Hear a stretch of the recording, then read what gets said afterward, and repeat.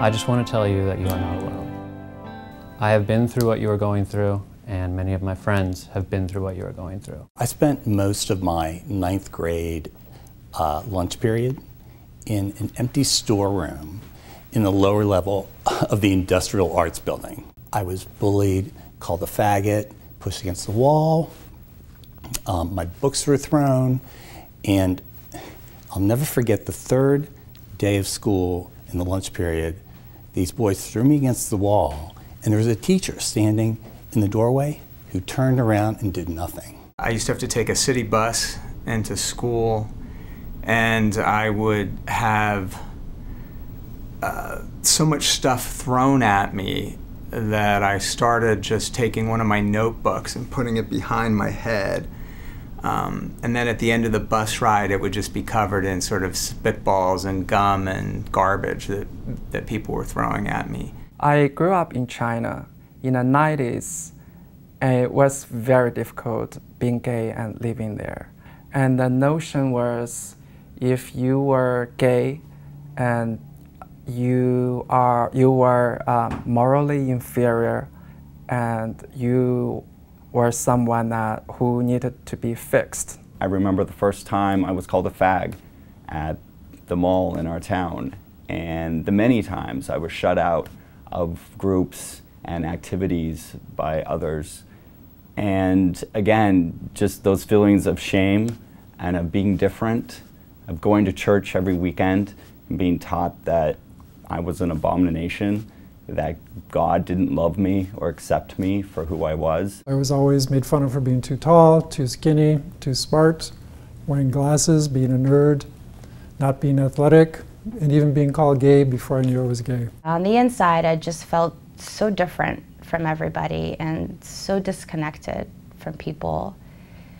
So by the time that I had reached like my junior year in high school, I had really dug myself into just this giant hole in my mind. I also found myself often sitting alone at a cafeteria table at my junior high, and it sort of really exemplified how isolated I felt and kind of, fed on itself, because you started thinking that you didn't really deserve friends. By the time I was out of middle school, I had moved about 15 times, been to about a dozen different schools. So by the time I got to high school, I felt like I didn't belong anywhere. I remember going through what it was in high school and then early in my life, feeling like I was totally alone, and that you were never going to find people that would appreciate you for who you truly were. You think to yourself, is this really all there is to it? It's just me in this dark pit by myself. And so you question whether any of it has meaning, and you want to give up.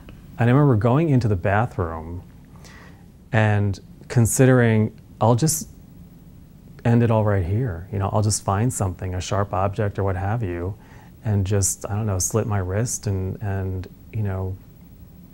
done. I was in such a dark place that I didn't really see a way out. You need to remember, when you do things like that, you only hurt the people who love you, and not the people who are making you want to hurt yourself. It's a loss that no friend or sibling or parent should ever have to endure.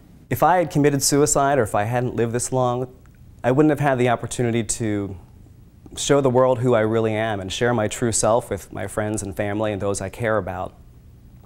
I wouldn't have had the opportunity to follow my bliss and to live life, to serve abroad, to pretty much do everything I've ever wanted to do. Having served honorably in the United States Marine Corps, keeping my identity as a lesbian a secret was quite challenging.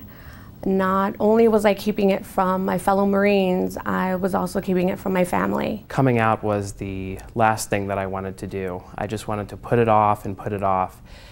I always felt that inevitably I would have to make a choice between my ambitions, the things that I wanted to do, and who I was. And that's why I'm thrilled to tell you that you don't have to make that choice. It was particularly hard for me to come out to my mother. We were very, very close.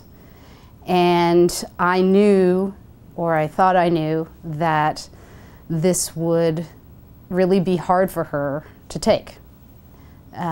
She had always shouted my accomplishments from the rooftops and been so proud of everything that I had accomplished, and I just felt like this was something that she'd be ashamed of. The people who supported me and urged me to come out were my straight allies. They were my best support in the process, and their encouragement made it possible. The last year that I served in the Marine Corps was when I finally realized that I needed to go ahead and stop living a lie. I was very fortunate in that the reactions of the people around me were really positive, and people really were supportive of me. The only negative feeling that I encountered as a result of that experience was people who felt hurt that I had not felt comfortable sharing the truth with them. I was surprised when I came out to my family and friends and my colleagues in the office and elsewhere that they were incredibly accepting. And if you're afraid to come out, just remember that there is a community of individuals everywhere and of allies who are there and will be there throughout your entire life. It was a dark time, but I managed to get through it, and life became so much better. Each year got better and better, and now it's wonderful. I've been with my partner and now husband for 15 years.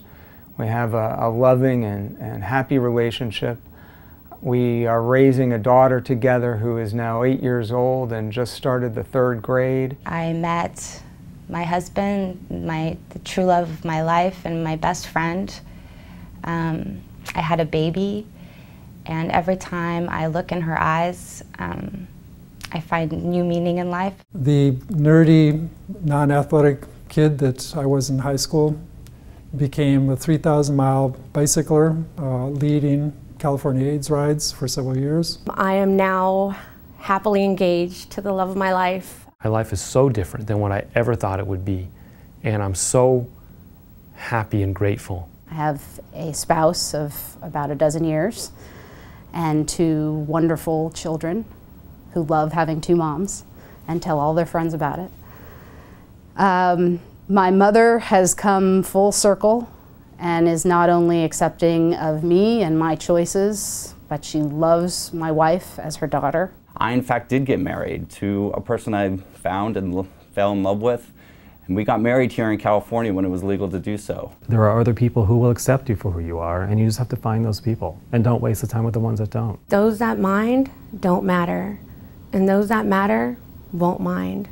So regardless, above it all, always stay true to yourself. Being gay went from being something very hard, something very dark in my life, to being something that has brought a richness to my life and a quality to my life that I never could have imagined. I think you need to embrace how unique you are in this world. And each of you has something different and unique to offer. It gets better because eventually, even though you may not know it at the moment, your world opens up. And there's more to your world than perhaps you've experienced thus far. That's where it gets to be fun. If you're feeling alone, reach out. Please reach out. Call the Trevor Project. 866-4U-TREVOR. 866-488-7386. And the good news is that once you get out, once you become the person that you're going to become, it really does get better. It gets better. It gets better. It gets better.